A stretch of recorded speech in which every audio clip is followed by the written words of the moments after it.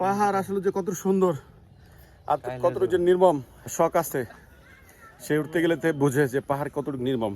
আমরা পাহাড়ের এখনো পুরোপুরি কভার করতে পারিনি, পুরোপুরি উঠে কভার করতে পারিনি। যে আমি বর্তমান যে একটা পাহাড়ে আছি, এই পাহাড়টা হচ্ছে এই এদিক থেকে ধরে ওর সীমানা কতটুকু এক আল্লাহ জানে, কিন্তু এই পাহাড় থেকে ওই পাহাড়, ওই পাহাড় থেকে ওই পাহাড়, ইচ্ছা করলে আপনি ওই পাহাড় পর্যন্ত যেতে পারেন। ওই যে আমি পাহাড় উঠতে উঠতে আমার তেল বেড়ে গেছে। আল্লাহ রে আল্লাহ, আরো উপরে উঠতে হবে ভাই। সবাই অলরেডি চলে গেছে, দেখেন মানে কি যে একটা গভীর, গাছ গাছালি পুরো ভরা, এই গভীর দিয়ে আসতে হইতেছে আমাদের। তার একটু উপরে যাবো, দেখতে থাকেন কেন। সো এই যে দেখা যায় পাহাড়, এটা হচ্ছে আমাদের বাংলাদেশের এই যে দুইটা পাহাড়, এটা উন্মুক্ত, এখানে সবাই উঠতে পারবে, বাংলাদেশি যারা আছে তারা সবাই উঠতে পারবে। আর আপনারা দেখেছিলেন ওই জায়গায় আমরা গেছিলাম, অবশ্য বিএসএফ যারা আছে, আমরা বেশি একটা গভীরে যেতে পারি নাই, কারণ অ্যালার্ট সতর্ক বা আছে যে বেশি ভিতরে প্রবেশ করা যাবে না। তো এখন আসছি এখানে। হ্যাঁ কি কারা খাপলা দেয় মোবাইল? গারো গারো যারা না। আচ্ছা আচ্ছা, যাই হোক, তো এক এক সবাই উপরে চলে গেছে, তো আমি উপরে উঠি আপনাদের সাথে। ভাই যাও না, অনারা এসো। আসলে ক্যামেরা অতটা বোঝা যায় না কতটুকু খাড়া, মানে কতটা উঁচা। আমার কাছে মনে হইতেছে মেবি 5 তলা হবে নিচে থেকে। এই নিচে থেকে কমে হইলো 4 থেকে 5 তলা উচ্চতা হবে। তো ওই যে নাজমুল কিছুটা উঠা টায়ার্ড হয়ে গেছে, হর্ন হয়ে গেছে, আমার বারবার বলতেছে। আর সবাই এক এক করে উঠে গেছে, আমি উঠতেছি। আর হঠাৎ করে গরম লাগতেছে ভাই। অ্যাকচুয়ালি একটা জিনিস দেখলাম, ইন্ডিয়া সাইড একটু হালকা ওয়েদারটা ভালো, ঠান্ডা ওয়েদার। বাংলাদেশে ওয়েদারটা একটু বেশি গরম লাগতেছে। তো ওরা উঠতেছে, আমি উঠতেছি। চলেন উঠা বাকিটা কথা বলি। আবার খারিজ হয়ে শেষ, ইনুস শেষ, নাজমুল শেষ। ভাই সাংঘাতিক সাংঘাতিক লাগতেছে। অবশ্য ডিম পাহাড়, চুমুক পাহাড়ে উঠলে লাঠি একটা নিয়ে উঠতে হয়। এরকম লাঠি টাঠি কোনো কিছুই প্রিপারেশন নাই আমাদের। এইভাবে উঠতেছি, পা দিয়ে উঠতেছি। অবশ্য পা দিয়ে উঠতে হবে, হাত দিয়ে তো ওঠা যায় না। বেশ হাঁপায়ে যেতেছি, হাঁপায়ে গেছি, যাইতেছি কি পর্যাপ্ত পরিমাণ গাছ, পুরোটা পাহাড়ি গাছ দেখেন, পুরো গাছ আর গাছ। আর ছোট ছোট পাথর দেখা যেতেছে, আমি আপনাদের দেখাই। আর যে পাথর আর মাটি দিয়ে যে একটা পাহাড় হয়, এটাই প্রমাণ। অনেক অসংখ্য পাথর আছে, এই যে পাথর, ছোট ছোট ছোট ছোট পাথর। এই পাথরগুলো জীবন আছে, পাথরগুলো অনেক বড় হয়। হ্যাঁ, তবে ইন্ডিয়া যে পাহাড়গুলো আছে ওগুলো হলো বিশাল বড় বড় পাথর। ওই আসলে পাথর আরও খনন করে, পাথর কাটে, পাথর করে গুঁড়ো গুঁড়ো করে আমাদের বাংলাদেশে সাপ্লাই করে, যেগুলো আপনি দেখতে পারবেন জাফলং সাদা পাথর, ওদিকে দেখতে পারবেন। ওই পাথরগুলো যে পাহাড় থেকে ভেঙে ভেঙে বাংলাদেশে চালান করে। আমি এই জায়গাটা দেখাই, দেখেন বলছিলাম যে 4-5 তলা উঁচু হবে, এটা সত্যি। এই দেখেন নিচে একটা বিল্ডিং আছে একতলা, আর কতটুকু উঁচা উঠছি দেখেন, আরো উঁচা হয়ে যায়। ছোট ছোট বাচ্চাগুলো আসছে। অবশ্য আমি হাঁপাই গেছি কিভাবে। তুমি হরানা যাও নাই? উঠছো যে উঠতে গিয়ে হরানা যাও নাই? হরানা নেই, হরানা নাই। তাই পাহাড় উঠতে উঠতে আমার তেল বেড়ে গেছে।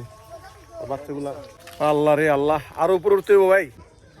আমার কাছে মনে হয়েছিল আমি সত্যি উঠে গেছি। যে এখান থেকে আরো কমসে কম 2 তলা উঠতে হইতেছে, মানে তাহলে টোটালি দাঁড়ায় 8 থেকে 7 তলা উচ্চা, মানে নিচে আরো বেশি হবে, 9 থেকে 10 তলা হবে উচ্চতা নিচে থেকে। এইখানে তো আছে কমসে কম 3 তলা উচ্চতা, আর আগে উঠছি 7 তলা উচ্চতা। দেখেন 3 তলা, দেখেন ওরা যে যাইতেছে কিভাবে।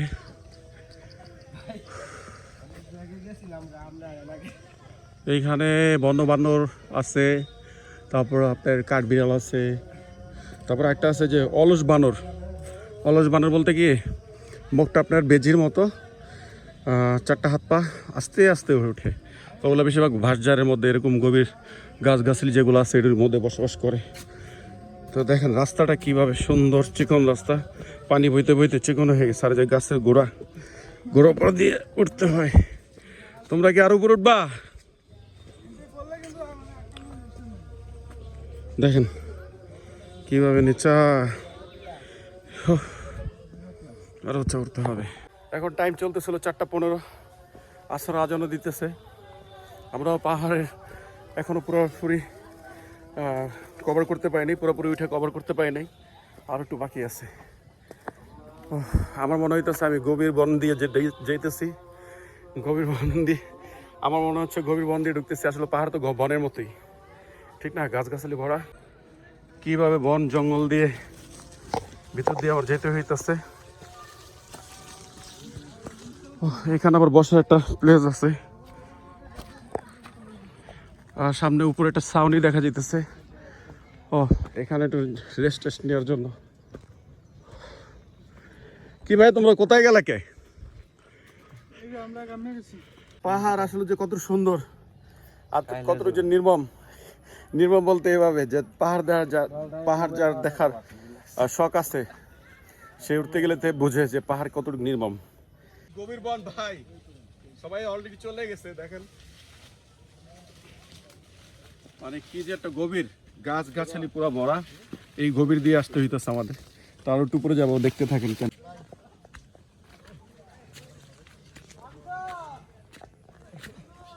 এটা মনে একটা দোকান না গারোরা? ওরা এখানে এসে খায়, ড্রিঙ্কস টিঙ্কস করে। এই গাড়োগুলো তো বাংলাদেশি না ইন্ডিয়ান? বাংলাদেশ ইন্ডিয়ান, কারণ এটি বাড়ি ঘর জন্মস্থান সবই না। এখন পাহাড় ওঠার পরে ভাবছি যে এই পাহাড়টা সমাপ্ত। আসলে না ভাই, একটা পাহাড়ের সাথে আরেকটা কানেক্ট থাকে। পাহাড়ের কোনো শেষ নাই। এই জায়গায় একটার পর একটা পাহাড়। আর এই জায়গাটা সাউন্ডি আছে, আমি সাউন্ডিতে দাঁড়াই আপনাদের দেখাইতে চাই যে দেখেন চারপাশটা কত পাহাড় আর পাহাড়। এই যে আমি বর্তমান যে একটা পাহাড়ে আছি, এই পাহাড়টা হচ্ছে এই এদিক থেকে ধরে ওর সীমারও কতটুকু এক আল্লাহ জানে। কিন্তু এই পাহাড় থেকে ওই পাহাড়, ওই পাহাড় থেকে ওই পাহাড়, ইচ্ছা করলে আপনি ওই পাহাড় পর্যন্ত যেতে পারেন। ওই যে দেখতে পাচ্ছেন, ওই পাহাড় পর্যন্ত যেতে পারবেন। এই সামনে একটা পাহাড় আছে, আর ওদিকে আরেকটা পাহাড় আছে। ওগুলো ছোট ছোট পাহাড়, কিন্তু ও যে সীমানার শেষ নাই, ঠিক আছে? ওগুলো পুরোটাই সব ইন্ডিয়ার সীমানা পড়ছে। আর ওই যে ওইখানে ওরা নাজমুল ইউনুস, ওরা খুব টায়ার্ড হয়ে গেছে, একটু রেস্ট নিতেছে। আর ওইখানে একটা মন্দির দেখা যেতেছে। ওই মন্দিরটা ইন্ডিয়ার, এই যে দেখতে পাচ্ছেন, এটা হচ্ছে মন্দির। এই যে বাউন্ডারি দিয়া দেখা যেতেছে, একটু জুম করে যদি দেখাতে পারি। এই যে পুরোটা মন্দির। এই মন্দিরটার উপরে হচ্ছে এই যে পাহাড়। দেখেন এই একটা পাহাড়, ওই যে যেটা মেঘের মতো লাগতেছে, ওইটা একটা পাহাড়। পাহাড়ের শেষ নাই ভাই। তো বন্ধুরা, আমরা ওই জায়গাটা বেশ কিছুক্ষণ ছবি তুলছি। একবার দেখেন এর নিচে আর কোনো জায়গা নাই। একটু এদিক সেদিক হলে পুরো আমরা একবার নিচে চলে যাব, খাতে চলে যাব।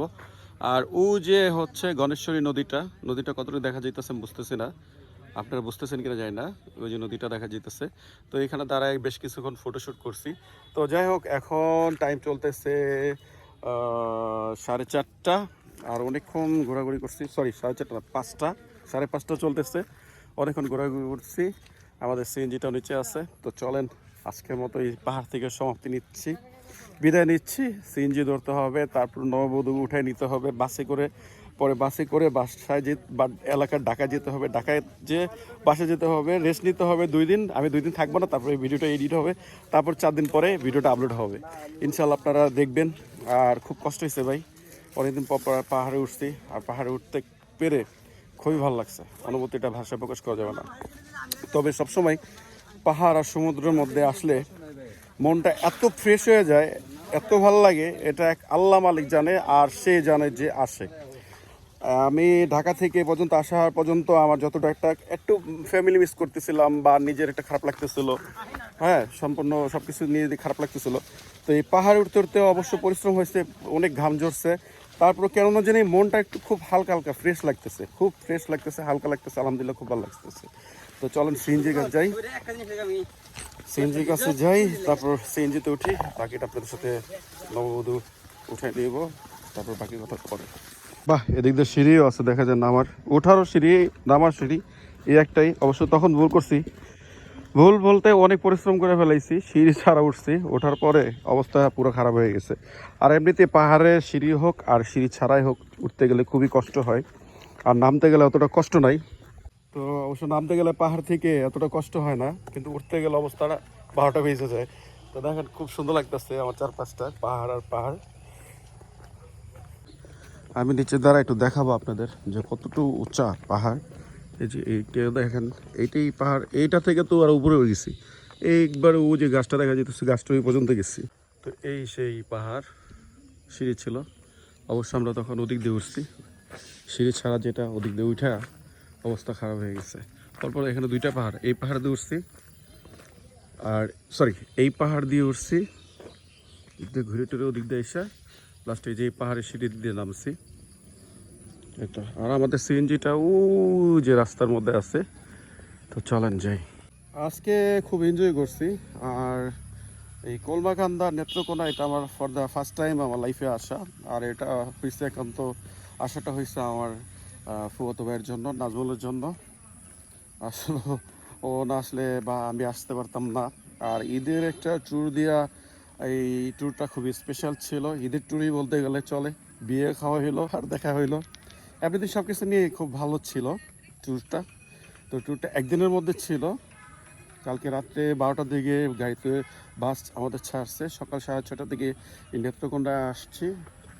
আর আইসা এক আত্মীয় বাসায়, মানে জামাইয়ের এক আত্মীয় বাসায় আমরা ছিলাম।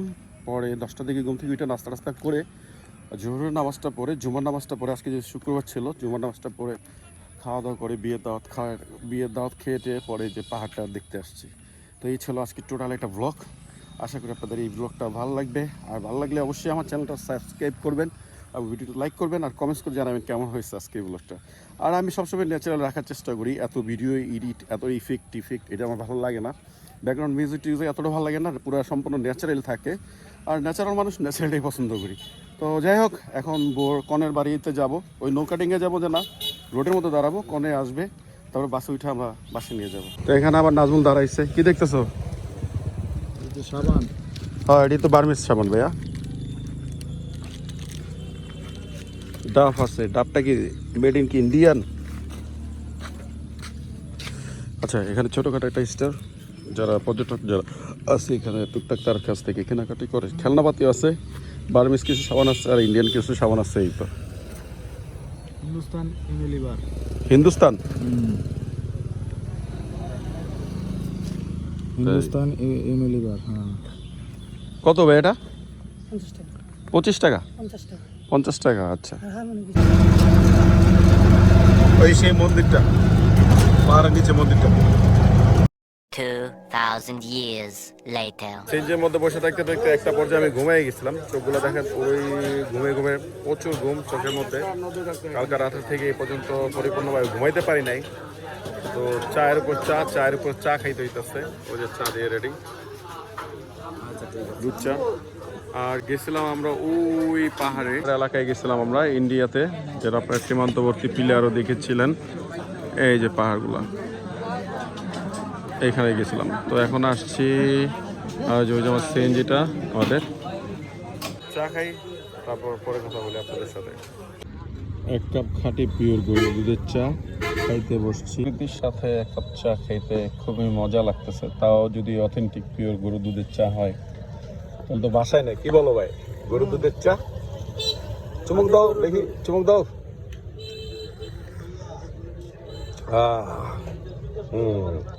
আর সাথে আছে পাহাড়, সাথে আছে সুন্দর পানি, আর এক কথায় গ্রামটা অসাধারণ, মানে ঘুরে শেষ করার মতো না, গ্রামটা খুবই সুন্দর লাগছে। আর আমার বেশি ভালো লাগছে যে পাহাড়ের স্টেপগুলা, 1 2 3 স্টেপ দেখা যেতেছে পাহাড়ে। মনে হয় মেঘ, দেখেন মনে হয় মেঘ, আকাশে মেঘ জমে গেছে, বারবার বলতেছে এরকম। প্রকৃতির সাথে বসে গরুর দুধের চা খাইতে পারতেছি, পুরো অথেন্টিক পিওর গরুর দুধের চা, মজাই লাগতেছে। আর একটু ক্লাউড হইতেছে, ক্লাউড হওয়ার কারণটা হইতেছে পাশে এটা বাজার। এখানে গ্রামের মুরুল যারা আছে, মুরব্বি, তারা আসে চা খায়, আর বিভিন্ন অটো চলাচল করতেছে, গাড়ি চলাচল করতেছে, এটা তো ক্রাউডটা থাকবেই স্বাভাবিক। এখন কথা বলতে বলতে ওই দুইটা কই গেছে। রাসেল বাইপার আসবো, রাসেল বাইপার, রাসেল বাইপার চেনো? ওরা হাঁটতে হাঁটতে একবারে খালি পায়ে, অবশ্যই গ্রামের এই খালি পায়ে হাঁটাটা খুবই ভালো, কাঁচা মাটি পারানো ভালো, খুবই সুন্দর। আর এগুলো মাছের ড্রেস বলে না কি বলে, মাছের খের, এটা হয়তো এরকমই কিছু একটা। এই যে মাছ চাষ করতেছে প্রতিটা জায়গায় জায়গায়, মানে বন্যার বর্ষার পানি আসছে আর তারা এইভাবে নেট দিয়ে রাখছে, নেট দিয়ে পানি এর মধ্যে মাছ চাষ করতেছে যাতে মাছগুলো যাতে না যেতে পারে। বর্ষার পানি যখন চলে যাবে যাতে পানিগুলা সাথে সাথে মাছ যাতে না যেতে পারে, তার জন্য তারা নেট দিয়ে রাখছে। আর এর মধ্যে মাছগুলো বড় হয়ে যাবে, তখন আবার কি, তখন বিক্রি করবে, নিজেরা খাবে টাবে, আর এই কি। তো আলহামদুলিল্লাহ সারাদিন ঘুরে টুরে এখন আমাদের যাওয়ার পালা। আর এখন টাইম হচ্ছে ঠিক 7:30। এতটা অন্ধকার, যাই হোক বাস স্টার্ট দিয়ে দিচ্ছে। নববধূ বসে গেছে বাসের মধ্যে, আর বাবু যে জামাই জায়গায় দাঁড়ায় আছে। তো এই যে খালি যেটা আছে এটা জামাই, গরম অবস্থা খারাপ। আর এখানে নতুন বউ বসে আছে, সবাই বাসের মধ্যে বসে গেছে, সবাই যে যার মতো সিট নিয়ে ফেলছে। আমার জন্য আমার সুগত ভাই যে নাজমুল সিট নিয়ে ফেলছে। এই যে এটা আমার সিট।